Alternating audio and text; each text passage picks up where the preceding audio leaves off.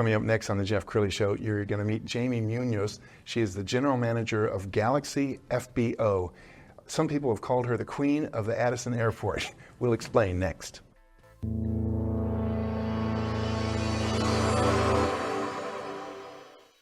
Many are predicting that the worst is yet to come, which is unfortunate, said one person here. Until now, they've enjoyed the reputation of being the nation's icebox. Watched a burglar in his home this morning by webcam. As a journalist of over 25 years, stories are what make my world turn. Reporting live from the Dallas newsroom tonight, Jeff Crilley, Fox 4 News. But in 2008, I took the jump from my familiar life and started a PR firm from my home. We're talking about anyone with a camcorder like the one I'm using becomes a television network. We started slowly growing the company, and we now have over 100 clients, and we've branched into the world of live digital broadcasting. I now own 8 different TV studios and have a huge team, and the stories that I now get to share are sometimes the most important of my life. Life has a funny way of coming around full circle. This is the Jeff Crilley Show. Well, if you go to any airport in the country, large or small, the stars of the show tend to be the planes. But I would suggest that the real stars behind the scenes are the ones that are making everything work, the folks with the hangars, the folks who supply the fuel to the airline industry.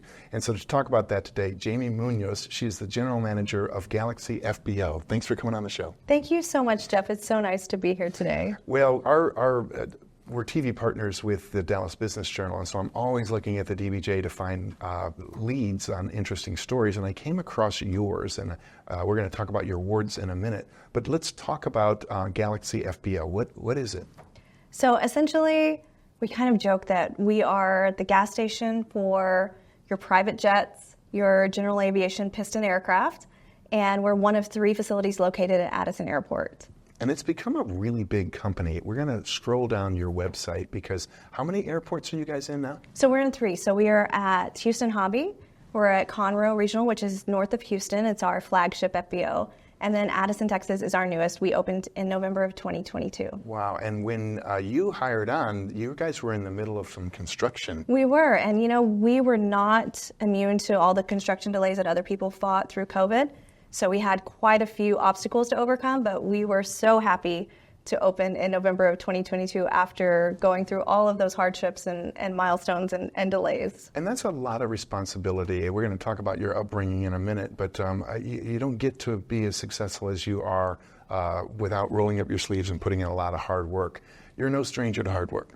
No, I am not, and I attribute that to, again, the upbringing I had. My parents set a great example, and my sister also. I had great role models to follow for all of my life, and I'm so happy to continue in their success and hopefully make them proud. Oh, I know you are. So we're going to pull up a award that you received, and I want you to talk about this because it's very prestigious. We'll put it up on the screen. Tell us about that. So that was a huge honor and huge surprise, and part of the speech I gave was, I came here in 2001 with $600 in my pocket and a head full of dreams, never knowing that aviation was going to be a part of that journey. I really thought I was going to be a journalism. I might have been your competition. Yes, hey. I would have feared you. But I soon stumbled upon the world of business aviation, and I was hooked instantly. And I'm so glad because all these years later, it's brought me to where I am, where I feel like I'm in a job that is also my calling.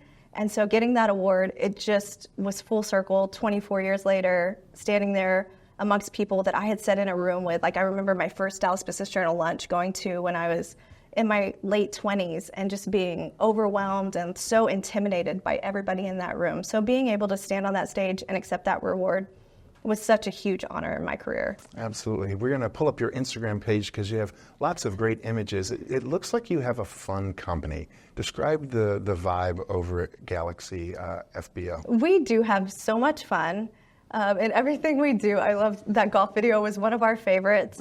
And really that's what it's about, our people. And if you're not having fun when you go to work, then what is the point, right? We do a lot of business. Safety is our number one goal always. In aviation, if you're not safe, things can really go awry very quickly. Sure. But we do focus heavily on our people and making sure that they enjoy, all of our locations have what we call an experience manager. And people think of an experience manager as something that's supposed to focus on the customers, but our experience managers are there to focus on the employees, because we feel like if they focus on the employees and the employees enjoy coming to work, then that will trickle down to the customers. I love it. That's I think that was Southwest Airlines philosophy, and it served them well for many, many years.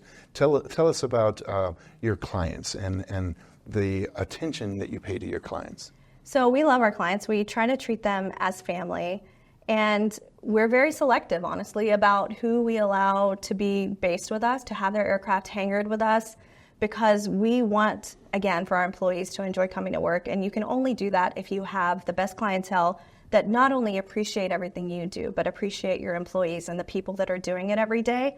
And so we love our clients like their family. Honestly, on Monday, I got to have lunch with one of my favorite customers, Mr. Gerald Ray. A lot of people in Dallas know him. He is a veteran, and I told him, I said, it is such an honor to get to have lunch with you. We went to lunch. We had lunch on Veterans Day. And he is just the sweetest, and all he was concerned about is the employee lunch that he's going to buy for our employees for the holidays. Wow. Like, that's what and so having those kinds of people as customers really does make the experience so much better, and it makes coming to work not work. Wow. It's just a joy. I think maybe you missed your calling. You could be a great anchor. She's just very smooth. So you sent us some slides because I asked you to, and so I'm gonna just call this is your life. So what are we looking at? This is where it started. This was my initial inspiration, and it's my sister. And you can see from every aspect of this photo, I was trying to be just like her. And she has been my role model my entire life. She has broken barriers. I mean, she went to a university where there wasn't a women's basketball team and created one. And she then went on to be like a nationally acclaimed women's basketball player. Like, she has just broken barriers everywhere she went. And so that has been such an inspiration to me, and such a remarkable role model for me to follow in my entire life. She's 8 years older than me, and so I had really big shoes to fill growing up. I was always known as Ursula's sister, and I was like, I really do have a name. Like, my name is Jamie. All right, who are these? So this is a special photo for me. This is my parents. This was taken a year ago on their 49th wedding anniversary. Wow. My parents are both ministers. It's a very unique situation where my mom is not a pastor's wife. She is a co-pastor. And this is on their 49th wedding anniversary, at the end of them spending about 12 hours in a hospital waiting room for a member of their congregation, not celebrating their anniversary, but doing what they do and being there for others. So again, these two people, along with my sister, very instrumental in me becoming who I am, and the way that I treat people, in my care, because it's always others first. And I had 3 great examples of that growing up. Beautiful. And this is my why.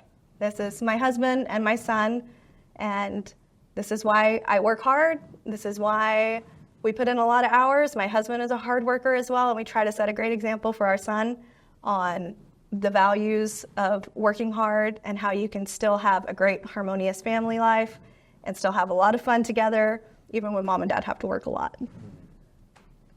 So this is when we were under construction at Galaxy. So this was taken in 2021.